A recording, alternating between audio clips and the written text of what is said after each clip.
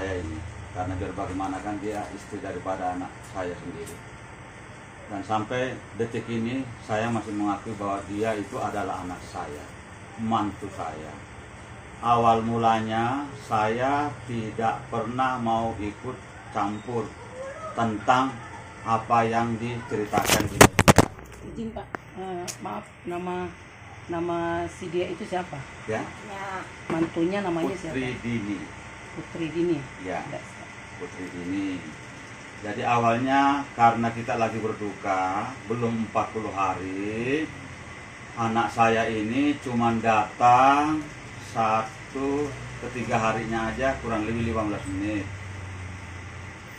Datang selayaknya tidak sebagai tuan rumah, hanya datang sementara, bahkan ada beberapa keluarga itu yang nggak disalami. Sementara adat istiadat kita yang dituakan ketika kita masuk ke ruangan atau ke rumah, kita mesti salut. Siapapun dia, golongan apapun dia. Itu satu. Tapi saya tetap abaikan. Nah, terus kedua, dia setiap kali ditanya sama orang tua sambungnya atau anak saya, dia tidak pernah berkata lembut, selalu high, dia selalu nada tinggi. Tapi saya tetap abaikan. Nah, suatu ketika karena anak saya yang dari Makassar ini punya waktu di Jakarta tidak lama, tidak mungkin nunggu sampai 40 hari di Jakarta, mau pulang ke Makassar, dia minta kenang-kenangan. Apa dia berupa baju adiknya. Nah, semenjak itu dia minta kenang-kenangan, ternyata dia mendapatkan perlakuan yang menurut anak saya tidak wajar.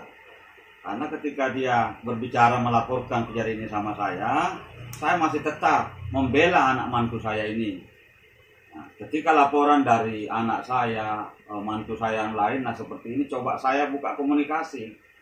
Perlakuan tidak wajar ya, Pak? Ya? Perlakuan tidak wajar. Ya, perlakuan tidak semacam memberi baju yang katakanlah untuk layaknya kita tidak pakai, dia berikan. Nah, terus kedua dia memberikan sepatu, tidak dengan cara memberikan norma tapi dibuang. Nah itu anak saya tersinggung. Tapi saya sebagai orang tua tidak membenarkan anak saya di kala itu. Saya buka komunikasi sama anak saya juga ini by telepon. Buka komunikasi, saya bertanya baik-baik, ternyata jawabannya kurang. Pertama, saya minta, karena saya udah ngelihat nih gelagatnya lain, tapi saya masih menaungi karena itu adalah anak mantu saya. Saya cerita masalah mobil. Nah, jadi beredar di medsos itu sebenarnya nggak ada ini, yang taunya saya marah-marah aja. Saya marah-marah. Itu kan awalannya. Nah, awalannya perlu didengar teman-teman. Saya bercerita bahwa mobil itu saya mau pakai. Saya mau pinjam. Beberapa kali alasan saya kasih tahu. Tapi anak ini tidak mengerti. Lalu dia kasih bahasa bahwa itu mobil sebenarnya bukan milik Bapak. Itu perolehan saya berdua. Nah, disitulah saya ngotot, Pak. Oh, jadi awal terjadinya itu, Pak? Iya, saya ngotot di situ. Saya sebagai orang tua yang ditinggal sama anak, Pak, yang kurang lebih 40 hari, rasa kesedihan, rasa apa, diperlakukan sama anak sendiri seperti itu, timbullah emosi saya, Pak. Saya mengatakan, tapi saya jujur, saya sobek mulut kamu, kurang ajar sama orang tua. Itu saya perlakukan supaya hal ini tidak berlaku sama orang lain. Saya mau mengajari dia bahwa seperti ini loh. Kalau orang tua didikan diperlakukan seperti ini. Dan mudah-mudahan perlakuan dia sama saya tidak berlaku sama orang. Saya memang mau mendidik dia supaya dia ada berubah. Nah, cerita lanjutnya lagi, saya sampaikan bahwa kemarin kan mobil kamu bilang, jam berapa mau diambil? Saya bilang malam.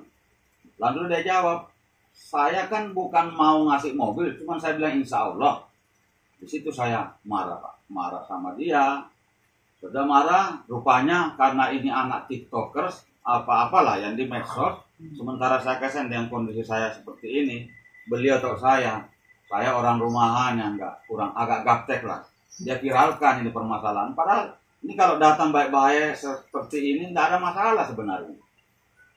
Walaupun di agama mengatakan bahwa ini perolehan karena baru 4 bulan, 2 hari dia menikah, jatuhnya sekian persen. Kalau datang baik-baik, ngobrol baik-baik, apa yang bisa saya bantukan? Mau rumah, ambil rumah. Saya mobilnya, jangan semuanya diambil. Karena barang-barang ini, pembelian mobil, pembelian rumah, itu bohong kalau perolehan sendiri. Itu duitnya dari Makassar, ada buktinya, bukti transfernya. Seperti itu Pak. Jadi sekali lagi saya tegaskan bahwa mereka ini, anak saya ini memang komunitasnya, artinya profesinya apa namanya itu? Konten kreator. Ya. Jadi dia lebih piawai dari saya ya. membuat berita, sementara saya kasih tidak ada Facebook, tidak ada apa. Makanya ketika saya menghadap ke Polda, saya sampaikan bahwa Pak Polisi, ketika hukum di Indonesia mengacu sama netizen, berarti banyak orang yang terpenjarakan karena komentar-komentar. Saya kan dibully, dikatain anjing macam-macam orang tua brengsek di media. Ya saya diam aja, mau balasnya saya nggak bisa, medsos nggak kurang paham. Makanya saya minta tolong sama kakeknya, saya minta tolong sama teman-teman, bijaklah menyikapi ini. Tidak usah saya dibantu terlalu berlebihan, tapi berdasarkan fakta aja. Itu akhirnya udah lama ya Pak ya? Apa Ya. beredar di TikTok itu udah lama kira-kira? Kejadiannya lama. Udah Enggak, baru 4 hari kalau nggak salah ya. Enggak, udah lama gitu. Jadi kalau beredarnya di TikTok itu udah kurang lebih seminggu yang lalu. Seminggu lalu. Iya, seminggu ya. Nah, Bapak Saya kira bukan Bapak ini. ya. Kalau itu saya jawab. Saya dikasih tahu orang Pak, karena saya kan jarang lihat medsos. Medsos ya. Ya. Yang menjelaskan bagaimana kronologi Yang kejadian. lalu. Enggak, yang si perempuan itu lagi bikin TikTok itu saya dengar para bapak ini memang marah-marah ya. Iya. Jadi gini Bu, ceritanya. Enggak, Jadi- itu yang saya dengar.